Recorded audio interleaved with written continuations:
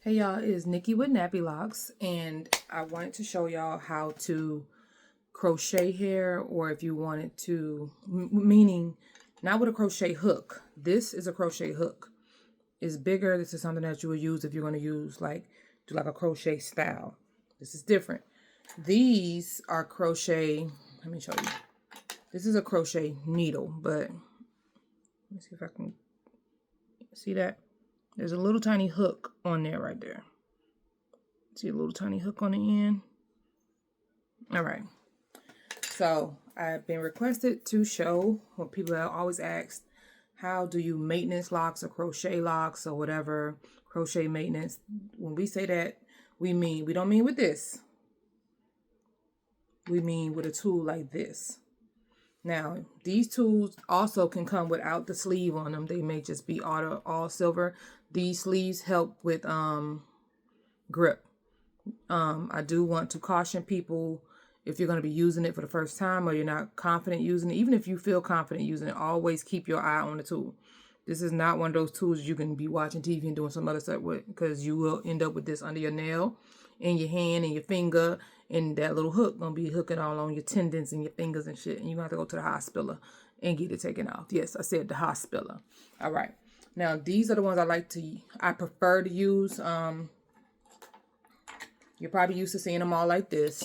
These are, let me see if I can show you without the glare. 0.75. Yeah. 0.75 millimeters. They're all the same millimeter. The only difference is this is a 2-prong. This is a 3-prong. And this is a 1. They're just going to be doing it quicker. That's it. Now, I'm actually going to use a different one because this one is bent. I use these when I'm doing lock takedowns, when I'm doing lock repairs, and whatever. I personally prefer to use the 3-prong because it's quicker. Especially if you're doing a maintenance like wicks or something like that, where it's a thicker lock. 3-prong is quicker. But I'm going to show you how to make your own lock. Like if you want to make your own lock, here you go. You're going to grab you some hair. Whatever size that you think you're going to need. This is about 16 inches, but it's just the hair that I have on hand. So this is if you want to make a lock, but it's also if you want to repair one. You're going to fold your end down just a little bit. And I like to have the hooks facing me. So you can do the hooks facing away from you or to you, but I like to see where the hooks are going. So let me see.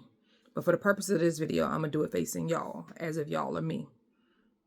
When you when you put the hair in, you're going to put the needle in like this, into the hair, and it's going to pull. Let me do a few rotations so it can actually, and speed comes with time, comes with mastery, I guess, like as you learn how to do it. When you're starting off, go slower.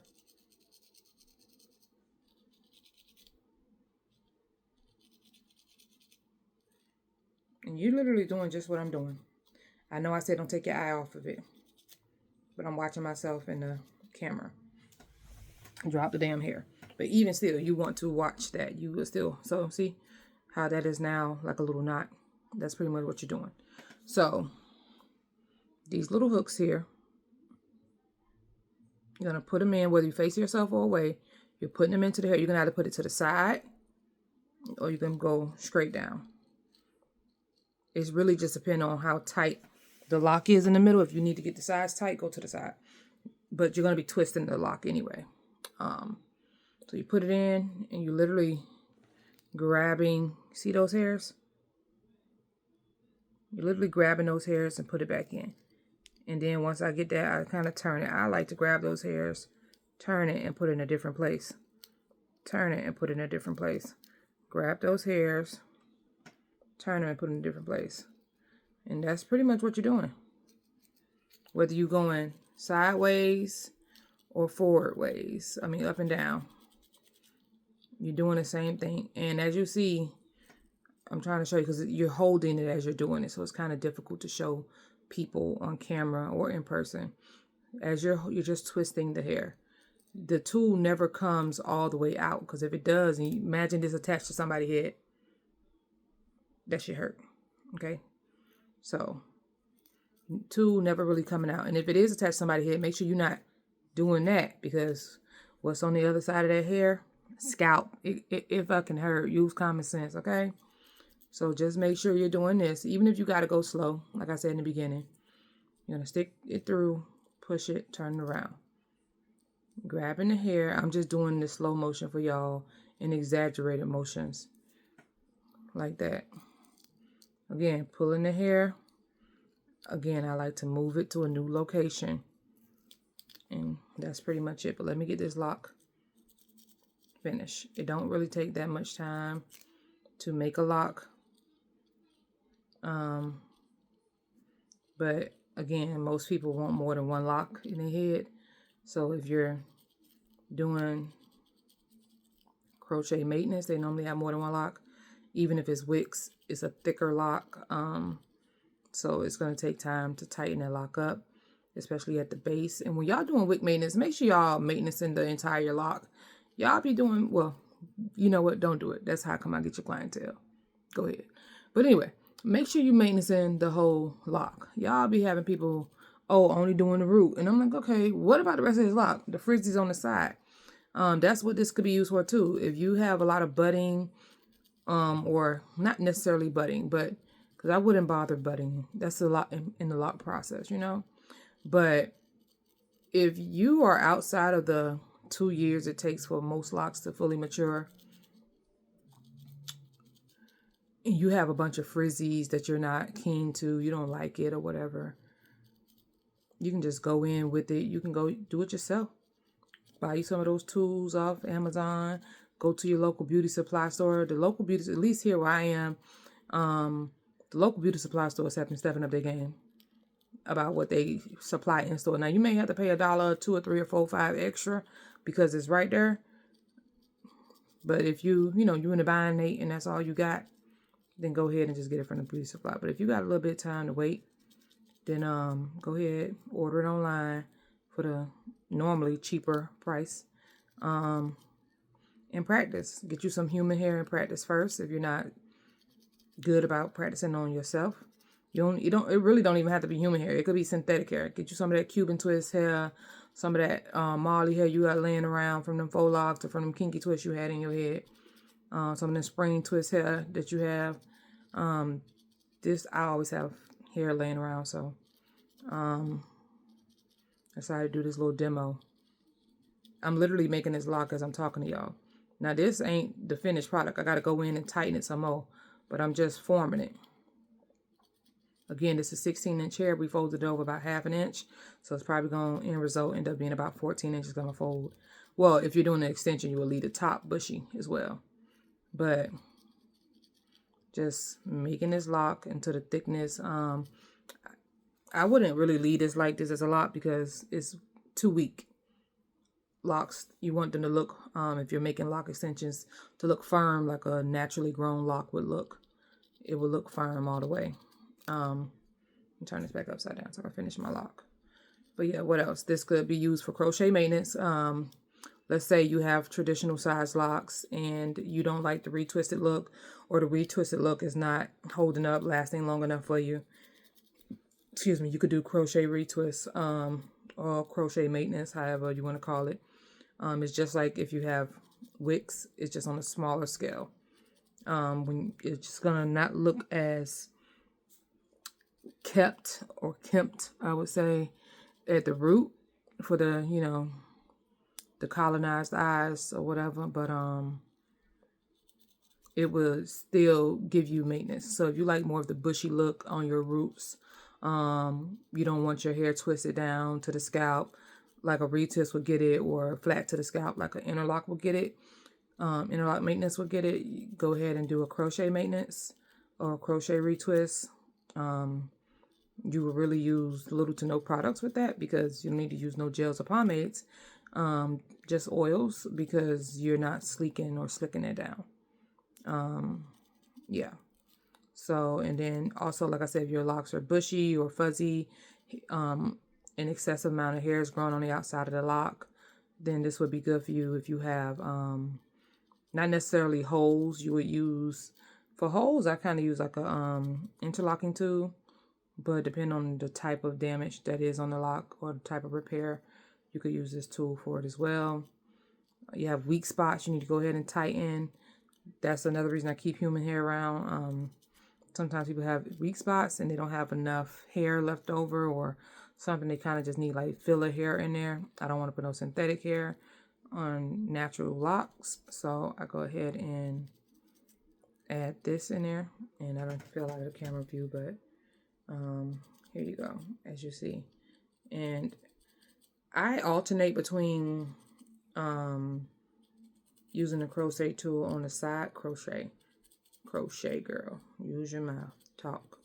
Crochet tool on the sides. This is nowhere near finished. You're gonna go back in with different tools. This is where I would probably go in with a 2-prong to just tighten it more.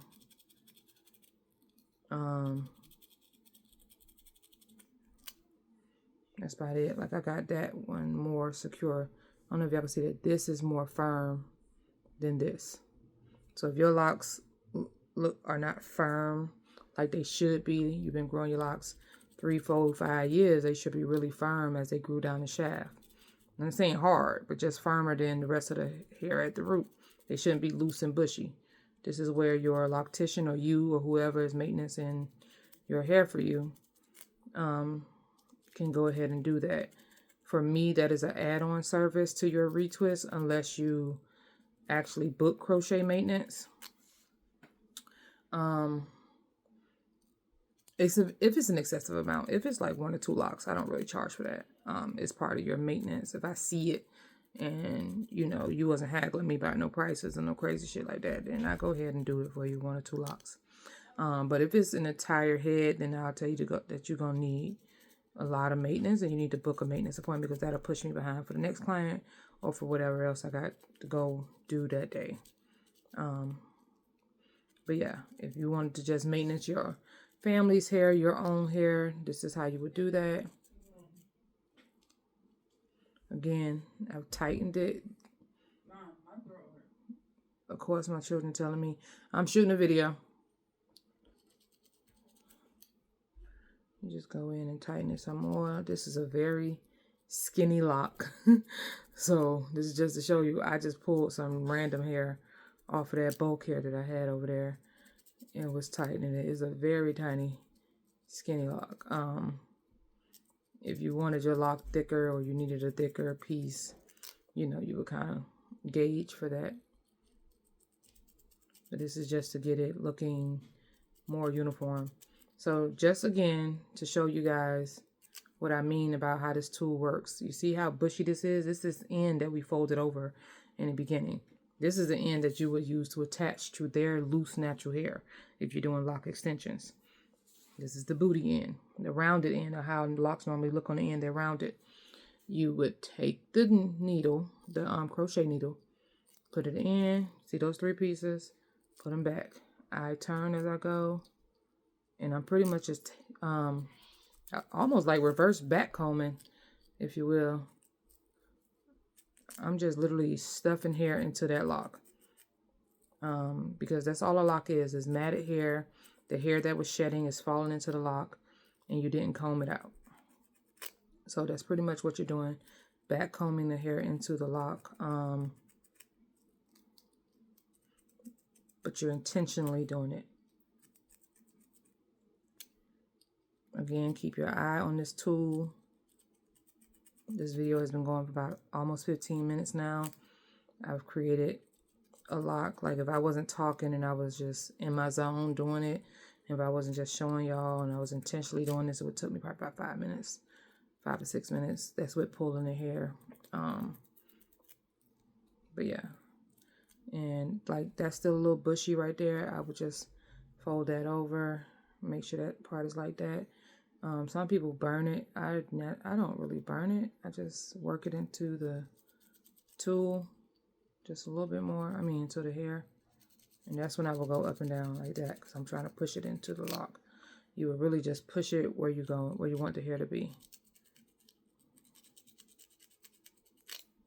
And now it's like that. Do a quick little palm roll on it.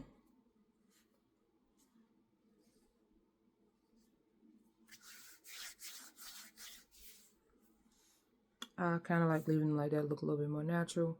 But if you don't, you could take a different tool, like a single prong, and work that into there. The same idea. Again, single prong. For me, the single prong seemed more dangerous, because you never know where the hell that thing at.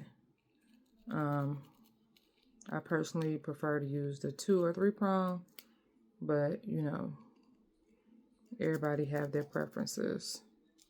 And yeah, that's pretty much it. I hope that helped y'all. This is going to be, if you're seeing this, it's probably on my YouTube page. But